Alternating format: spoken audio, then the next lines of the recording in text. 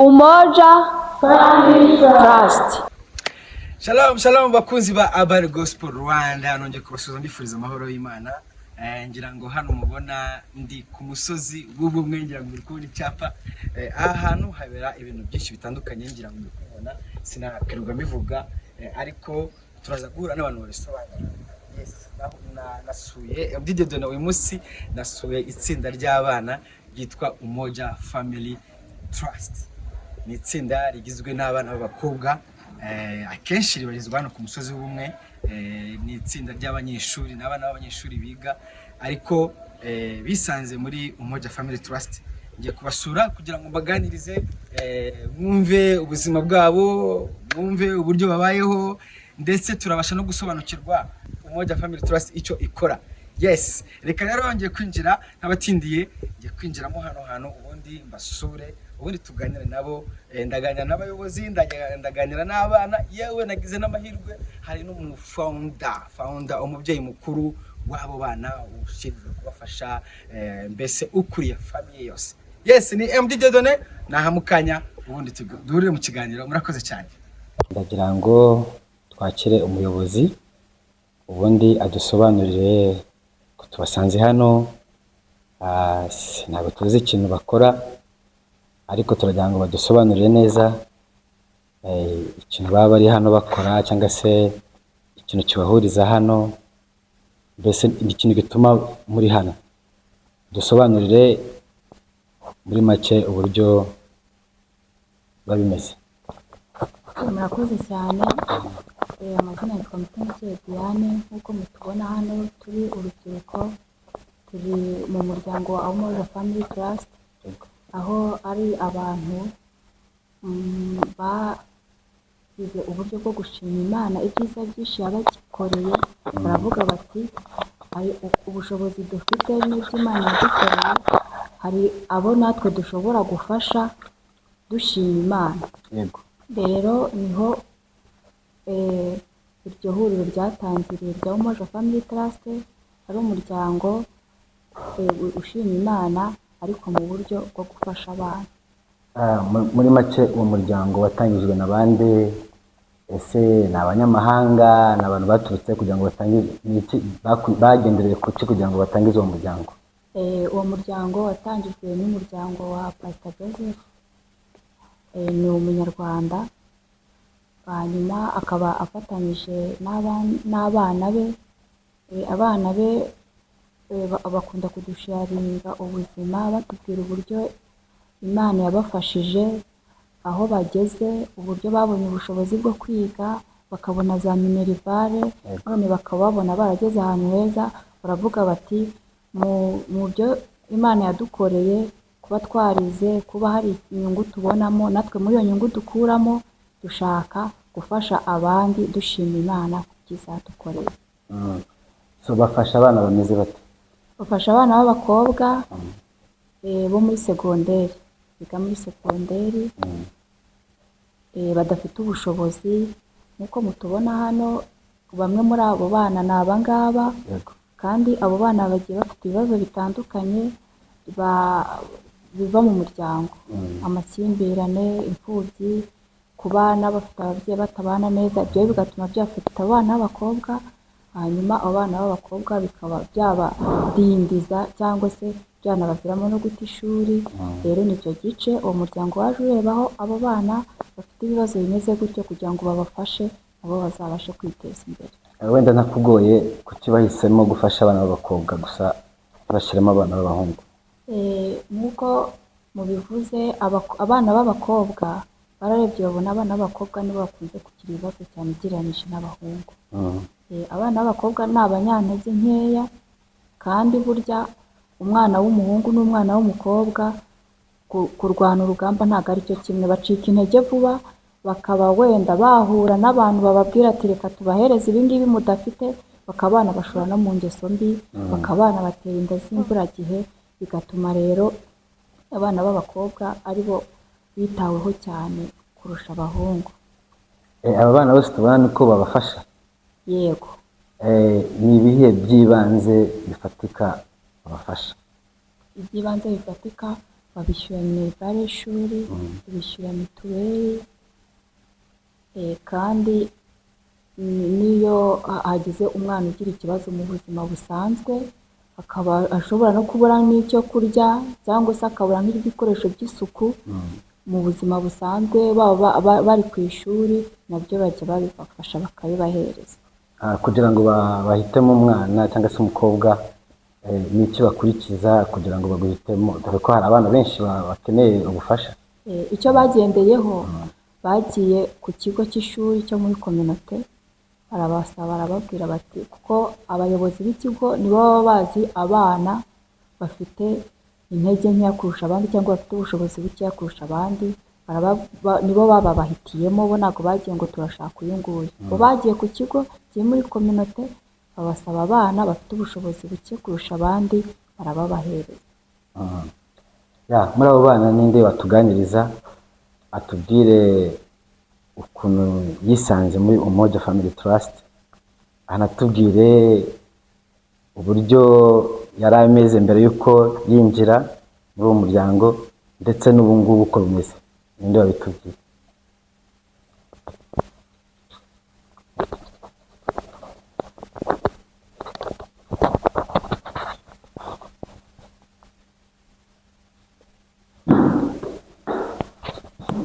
Murakoze. Amazina yanjye nitwa Muyizere Francine, ndi umwe mu bana Umoja Family Trust yafashije guhera kera, hashize imyaka myinshi, kongeye bafashe niga mu wa kabiri segonderi. Mbere y'uko Umoja Family Trust iza mu buzima bwacu, ubuzima bwacu bwari bwuzuye umwijima, nta n'icyizere twari dufite nk'abana b'abakobwa, cyane ko sosiyete yacu ariyo myumvire baba bafite ko umwana w'umukobwa ntacyo agomba kugeraho, ari uwo kubyara nyine, gukora ibintu yo mu rugo. Icyo ngicyo iyo niyo shusho batubonagamo. Mbere y'uko izangiye nigaga muri 9 years, ntabwo twajyaga ducyura birete bitewe na minerivare. Imiryango ugasanga ntabwo bashobora kuba bateranya amafaranga, yego ntabwo yari menshi cyane ku buryo bari kuyabura, ariko bitewe n'ukuntu amateka yacu aba yaradusize ahantu nyine, bavuga ati n'ubundi ntabwo twayatanga, bigatuma rero tudacyuriza birete. Njye nari umuntu ushobora kwiga, nabonaga amanota meza, barimo barankunda bakavuga ati ukora neza, ariko nkavuga se nkora neza ko nta feedback mbona, nta birete nkura, bigenda bite? Ariko Umoja Family Trust baraje baduhitamo, baradufasha, batwishyura minerivare, nsoza mu wa gatatu segonderi. Numvaga bitashoboka, ariko nasoje mu wa gatatu ndavuga nti cyakoze Imana ibaho, kandi aba bantu Imana itwohereje bazatuguma iruhande. Hanyuma nza kwiga, bampereza TTC, naho biragorana cyane, ariko kubera ko bakomeje kudukurikirana, ntabwo batujugunye, ntabwo bavuze ngo ubwo birangiye nyine ubwo icyo tushaka tukigezeho. Oya, n'uyu munsi bamenya ngo wiriwe umeze ute, amakuru yacu bakayamenya, bamenya aho ndi kwiga, bamenya ibibazo mpura nabyo, bakamenya ngo nabuze igikoresho bakacyohereza. Nyine ndagenda ndigamira neza. Ubu ngubu ngeze mu wa gatanu segonderi, ngiye kwinjira mu wa gatandatu segonderi, kubera bo nyine Imana yatuhaye ababyeyi barenze abasanzwe. Hari n'ukuntu umubyeyi wawe akubyara nawe akumva yakujugunya, ariko bo nubwo batigeze tuva mu maraso yabo, ariko badukunze urukundo ruruta urw'ababyeyi bacu. Bagaragaje yuko turi abantu, kandi natwe uyu munsi nicyo cyizere tugenderaho, tukavuga ngo ejo n'ejo bundi nanjye hari uwo nzafasha, nkagira aho mukura, nkagira n'aho mugeza, bitewe n'indangagaciro baduha. Ndabashimira cyane rero, Imana ijye ibaha umugisha kandi ijye ikomeza kubahaza uburame, Imana ijye yumva gusenga kwabo. Murakoze. Reka duhereze undi muntu wenda urangije mu wa gatandatu, nawe atubwire uko bimeze. Dia, wakwicara nta kibazo.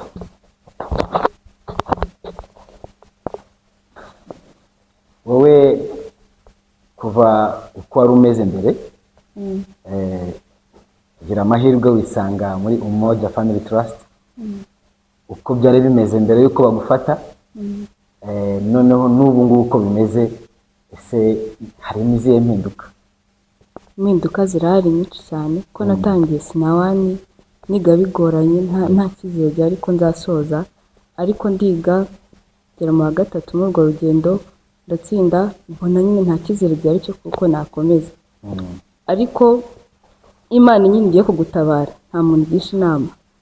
Narategereje muri icyo gihe nari maze igihe ntajya ku ishuri, mbona baje ku kigo, baje ari bo Umoja Family Trust, baje ku kigo batoramo abana, nanjye nisangamo gutyo.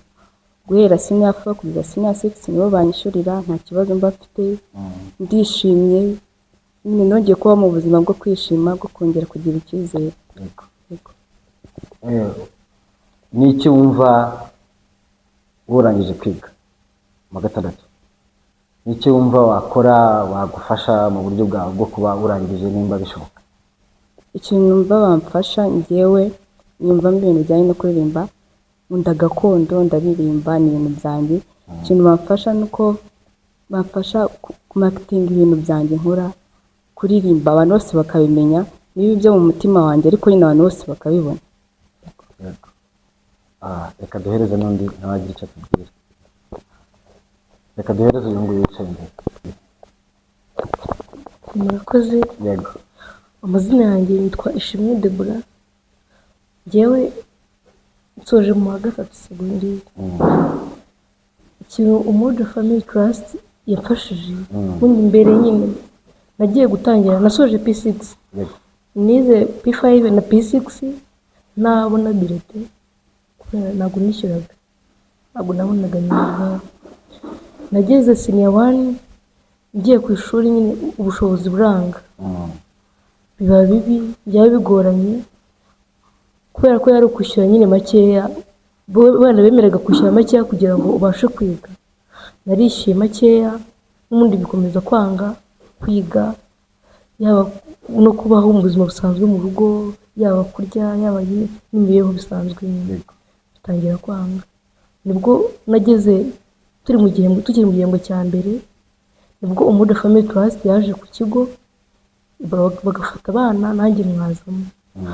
Menye amakuru ko najemo, narishimye cyane kuko guhera icyo gihe ntabwo nigeze nongera gutaha mu rugo. Abandi bafashe amabirete, njye ngo nahe ntayo mfite. Narayitahanaga kujya ku ishuri, nkarira ku gihe. Mu rugo ibyo dukeneye ko badufasha bakamfasha, yaba n'ibiganiro, kungira inama, ibintu nk'ibyo nyine bakadufasha. Ndabashimira kubera ko n'Imana nyine yishimira kuko ari yabafashije, badukuye kuri pe. Umoja Family Trust gahoro ganje. Muri make Umoja Family Trust yagize icyo ikora ku buzima bwanyu. Ese ni izihe nama mwatanga ku babyeyi? Urumva ko akenshi mwagiye muhura n'ibibazo, hari ababyeyi batuma muhura n'ibyo bibazo, kugira ngo wenda tugerageze n'Imana ibidufashemo tubisengere. Ni izihe nama mwagira nk'ababyeyi mu buryo bwo kugira ngo ibi ngibi tureba bidakomeza kubaho? Inama twagira nk'ababyeyi no kubwira nk'ababyeyi, kubagira inama yo kugira ngo mu bushobozi bwabo Imana yabahaye bafashe umwana mu bishoboka, birinde amakimbirane, kugira ngo nyine kubera ko bigira ingaruka ku mwana, babyirinde. Abo bashobora kugisha inama bazibagishe, ubufasha bakeneye babushake kare, kugira ngo umwana ataza guhura n'ibibazo bimwe na bimwe bishobora gutuma yava no mu ishuri n'ubuzima bwe bukangirika. Yego. Reka duhereze n'umuntu mikrofone nawe tugire icyo tumubaza. Turagira ngo wowe ushimire abantu bagize igitekerezo cyo kuba babahuza, akagira icyo babamarira, kandi nk'uko mubivuga kuko hari bifatika, nimba ntabeshye, umuntu ari kugira ngo bashimire, wabashimira gute? Murakoze. Umuntu aramutse ambwiye ngo mbashimire bitewe n'ibintu bakoze, numva nta rungano rw'ishimwe nyine rwo ku mutima wanjye nabona nabahereza, sibyo kubaraga wenda ubwami bw'ijoro. Yego. Nabonye muri kumwe n'umuyobozi, sinzi nimba nawe hari icyo yatubwiraho ku gitekerezo kugira ngo Umoja Family Trust ishingwe igitekerezo hano cyavuye no mu buryo babitekereje kugira ngo bikorwe. Murakoze cyane. Murakoze. Njye navuga ko iki gitekerezo cyavuye ku Mana nk'uko Diane yabanje kubivuga. Ni ishimwe twagize nk'umuryango, turavuga tuti turashima Imana gute. Hakabamo no kwitura Imana, ariko twibuka ko ari aho twagiye tugera mu buzima, Imana ikadufasha mu buryo bw'ibitangaza, igakoresha abantu natwe tukabona dutambuka, tukabona ari aho yagiye tugeze. Noneho nibwo twaba twicaye nk'umuryango, dusanga ibi bintu bikunze gukorwa n'abazungu, kandi bigakorwa kubera ko bo bafite ubushobozi bwa bundi bavuga ko burenze. Ariko turavuga tuti mu tuntu dukeya dufite, buri wese agize icyo abona, reka tujye ariya Rusheshe muri GS, noneho tuvugane n'ubuyobozi baduha aba bana. Ubundi ni uko umuntu ababona ubu ngubu. Twaraganiriye aba bana, ikintu kimwe nabonaga bahurijeho ni agahinda. Bari bafite agahinda, bafite umubabaro, kandi ibintu babaga bakeneye ntabwo ari byinshi, kuko n'urugendo tumaze igihe tugendana nabo, mbona ukuntu bagiye bacya mu maso, nsanga ikibazo gikomeye ari umutima. Ubonye umunezero bafite, ukabona ibyiringiro, ukabona imbaraga, bamwe bagiraga ngo nta n'ubwenge bafite. Ubu ngubu twaje no kureba amanota yabo, bagiye bava mu myanya y'inyuma, wajya kubona ukabona bagize amanota meza cyane. Ibyo rero byaradushimishije. Noneho twumva uyu mutwaro w'aba bana nyine ari umutwaro wacu. Ikindi, ntabwo tugaya cyangwa ntabwo dusuzugura ababyeyi babo. Bamwe ntabo bafite, abandi ababyeyi baratandukanye, ahubwo kuri bamwe mu babyeyi ubushobozi bwabaye buke, ku bandi ni ibi bibazo nyine by'ingo byo muri iki gihe. Hari n'abagiye ababyeyi bitabye Imana, ariko ntabwo turimo tugaya ababyeyi, turimo turavuga ko bishoboka ko abantu bakunganirana. Umwana yatubwiye avuga ku babyeyi mu nama bagirwa, ngenekereza ko bishobora kugeraho umubyeyi abura uburyo pe. Njye nakongera muri izo nama ko ibyiza no ku mubyeyi ashobora kwifashisha abandi.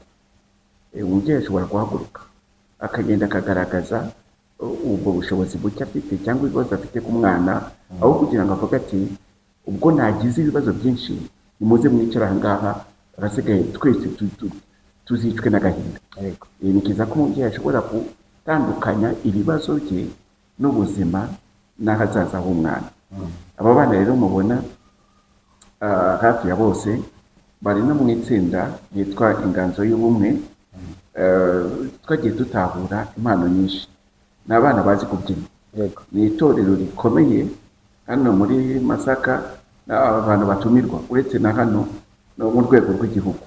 Basigaye noneho batumirwa iyo bageze mu makwe, ahantu habaye iminsi mikuru, barabyina, kandi atari ibintu byo yasage hobe abantu bishime gusa, bakagira n'amafaranga binjiza. Muri bo harimo ubushobozi bwinshi, harimo abana barimo hano babasize bazamutse kugera ku rwego rw'igihugu, kandi bagira n'ibihembo batahana kubera ubusizi. Ni ukuvuga ngo muri bo umuntu atagiye no kuvuga ngo ni ubufasha, muri bo twagiye tubona harimo impano nyinshi, harimo n'imbaraga zikomeye cyane zituma aba bana ubwabo bashobora kugira ibyo bageraho. Bafite udushinga dutoya bakora tubinjiriza, ku buryo mu gihe gitoya ahubwo nabo bazaba bari gufasha abandi benshi, kandi bitari kure. Kandi turizera ko Imana izadushoboza mu gihe cy'abo bahangaha, bazaza bari kubabwira umubare w'abana benshi bo bafashe. Kuko ibi ngibi nibyo turi kubona Imana yatangiye gukorera muri bo. Naho ubundi abana turabakunda. Ikindi gikorwa gikomeye cyane tujya dufatanyamo n'aba bana n'isanamitima. Ni kenshi iyo duhuye tuganira, tuganira ku bikomere, tuganira ku mutima ubabaye, tuganira ku rukundo rw'Imana, tukarira, bamara kurira tukabyina, tukanezerwa, tukajya kwa Yesu, tukamutura ibintu byose bituremereye, twarangiza tugataha twishimye. Icyo rero ni igikorwa cyiza cyane. Ni naho dushaka kuvuga ngo ubufasha bukomeye ntabwo ari amafaranga. Buriya bafite impano, amafaranga bashobora kuyishakira bakayibona, ahubwo icyangombwa gikuru cyane ni umutima. Iyo bahawe ibyiringiro bagatezwa imbaraga, bakagaragarizwa impano bafite, nabo ubwabo ibintu byinshi bagiye babyigiriraho. Abana rero ndabashimiye cyane kandi congratulations kubwo barangije kwiga, n'abakomeje tuzakomeza tugenda. Murakoze cyane. Reka tugane ku musozo. Diane adusoreze, atubwire ibintu mukora muri Umoja Family Trust. Urabona muracyari urubyiruko, nk'ibintu mukora kugira ngo abana bakomeze bishime. Murakoze cyane. Nk'uko bamaze kubivuga, harimo impano zitandukanye. Tujya duhura buri wa gatandatu w'icyumweru. Iyo ari mu biruhuko tujya tureba indi minsi 2 twongeraho, tugahura iminsi 3 mu cyumweru kugira ngo dukomeze gukora mu buryo impano zacu zitazima. Ikindi nanone, nk'uko abatangije iki gitekerezo no gutangiza no mushinga batangiye bashima Imana, ni uko imbuto babibye yatangiye gushibuka. Ubu ngubu mu mwaka w'amashuri utaha ugiye gutangira, abana nabo hari agakontribusiyo gake biyemeje ko kujya bagenda batanga, ko kugira abana 2 nibura bafasha kugurira uniform badafite ubushobozi, kandi bamaze kubabona muri community, babana nabo barabazi, babiri babahisemo umwana w'umuhungu n'umwana w'umukobwa. Avuga bati uko byagenda kose dufatanyirije hamwe twese mu mbaraga dufite, uniforme z'aba bana natwe tuzazishaka, tuzazibona. Yego, nicyo nshimira uyu muryango. Ntago wabafashije ibifatika gusa, ahubwo no mu kwaguka mu buryo bwo gufasha abandi nabyo byarakomeje. Ikindi tujya dukora muri izo mpano harimo gakondo, kubyina traditionnel, harimo abana bavuga imivugo, abandi basohora abageni. Kandi ibyo bintu byose bimaze kugera ku rwego rushimishije, kuko ubu ngubu birinjiza ku rwego bagezeho, babasha kwibonera ibikoresho by'ishuri iyo bagiye gutangira kubera izo mpano zabo. Iyo minerval ikaboneka, Umoja ikayibishyurira, hanyuma ibyo bikoresho bigahita biva muri ubwo buryo bagutse mu mpano zabo, bikarangira umubyeyi umwana we agiye kwiga nta kibazo na kimwe afite, kandi babona ibikoresho bihagije ku buryo bimufasha umwaka wose. Umubyeyi nawe agasigara akora ibindi, amushakira ibyo kurya, ibimutunga, ariko icyo kibazo cyarakemutse kitakimuraje ishinga. Rero nk'uko mwakomeje kubikomozaho, baba ari aba bana turi kumwe cyangwa se n'abandi bose baba bari kutwumva, inama nabagira ni uko abantu bose uko bangana n'uko bareshya cyangwa se n'ibyo bagirirwa byose, ni uko bazaza nabo bishakamo imbaraga zo gukora, kuko urumva ko baraje barabafasha, nabo imbaraga zabo zihita zaguka, kuko umwana wigaga nta cyizere yifitiye, avuga ngo n'ubundi nintsinda nta kintu bizamarira, ninsoza ntarishyuye amadeni yose nyarimo, n'ubundi nta diplome nzabona. Umwana akigacitse intege. Ariko aho Umoja Family Trust imaze kuzira, abana bahise bashyiramo imbaraga n'umuhate mwinshi. Uwabonaga 50 abona 70, ukibaza ukavuga ati byari byaragenze gute, kubera ubwo bufasha babonye bubasunika. Rero ubushobozi bwose wabona wafasha umuntu, wakontribuwa uko byagenda kose, byamuteza imbere kandi byamufasha kugira intambwe avaho n'indageraho. Kandi uyo ufashije umwe ubufashije benshi, nkuko nabo bafashe initiative yo gufata 2 nibura. Ubwo Umoja ntago igifasha umubare w'abana wo muri Umoja gusa, ubwo nabo turabongeraho n'abandi bavutse. Ubwo rero icyo nekereza ni uko ibi bintu ari byiza kandi bikomeje gutanga umusaruro, kandi bizakomeza gutanga umusaruro na mwinshi urenze ahangaha, kubera ko ari imbuto yabibwe kandi yatangiye gushibuka. muri make abagize igitekerezo cyo gutangira iki gikorwa hari umumaro bakoze cyane. reka tugane ku musozo rero, ndagira ngo uvuge Umoja Family Trust, ubundi uravuga Umoja Family Trust. Umoja Family Trust. Murakoze cyane, Imana ibahe umugisha.